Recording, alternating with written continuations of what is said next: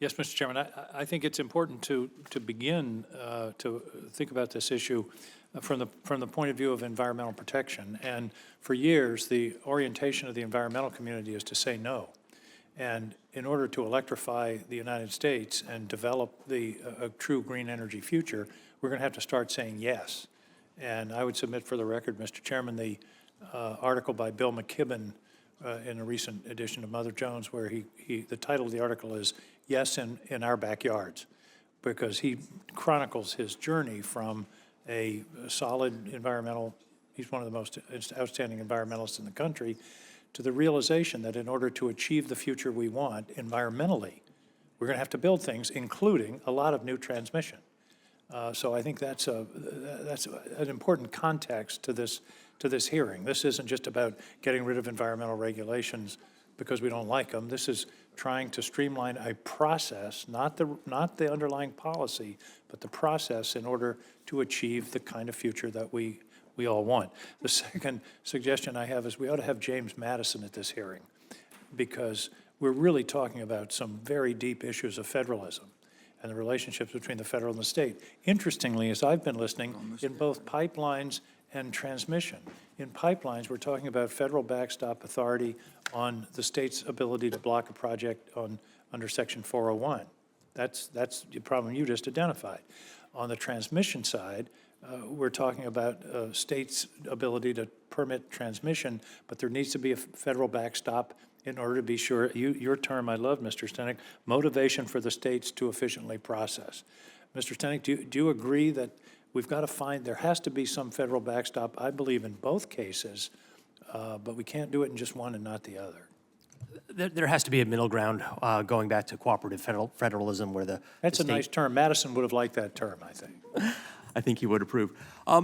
And we're moving in that direction. We've had backstop siting authority since EPAC 2005. It hasn't been used for a number of reasons. Changes have been made in the recent IIJA legislation. But motivation is important. Otherwise, state agencies, like any other agency, has resource limitations. And these are very expensive, comprehensive reviews that need to be undertaken. Some agencies, like my former agency, only 160 employees, it could take 6 months, 12 months, 18 months or longer to conduct a review. However, if there is a federal law that would effectively allow this. A year. It would depend on the project. If it's a simple solar project, we could get that done in 16 months. If it's offshore wind turbines or an interstate transmission line, it could take longer than a year. But at the same time, does the term cooperative federalism to you mean there would be a backstop at some point, whether it's a year, 18 months, 2 years, but there has to be some incentive to the state to do its duty on these projects? as I stated a moment ago, the motivation needs to be there. So yes, I think a deadline needs to be in place at some point. Thank you. Mr. Smythe, I don't want to spend a lot of time on this, but one of the delays now in developing the grid is not permitting reform necessarily, but interconnection issues. I've talked to developers that are in line forever, not with the PUC or the FERC, but with the ISO.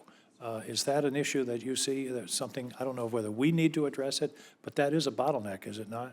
Yes, Senator, it is a major bottleneck that you've identified there. So in some regions, there are hundreds of thousands of megawatts queued up seeking to interconnect, and we need to move through those processes faster.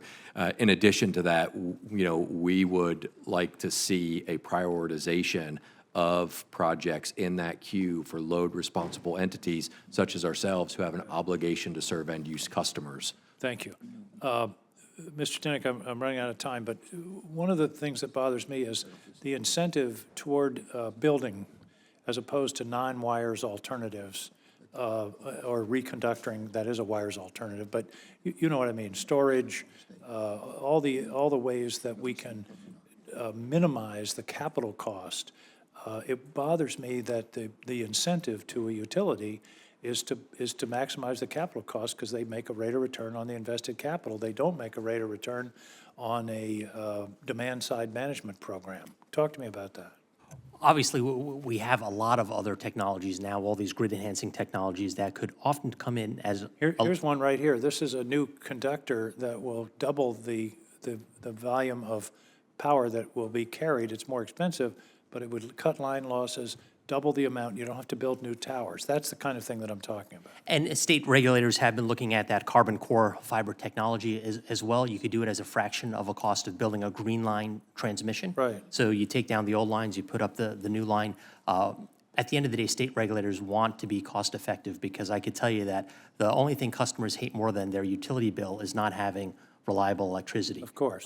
But is there, should we be talking about a federal policy that said before you start talking about a major capital investment, you have to show us that you've exhausted your non-wires alternatives? That has been in the discussion. I know FERC is currently. Some states have that policy. States do have that policy. We do review the transmission projects, and we want to make sure they're cost efficient, as well as delivering the reliability needs. So there is some oversight at the state level as to the need. Do we need this project? And if so, what type of a project, what type of infrastructure? Obviously, the most intrusive is building a new greenfield transmission line. Got it. Thank you. Thank you, Mr. Chairman. Okay.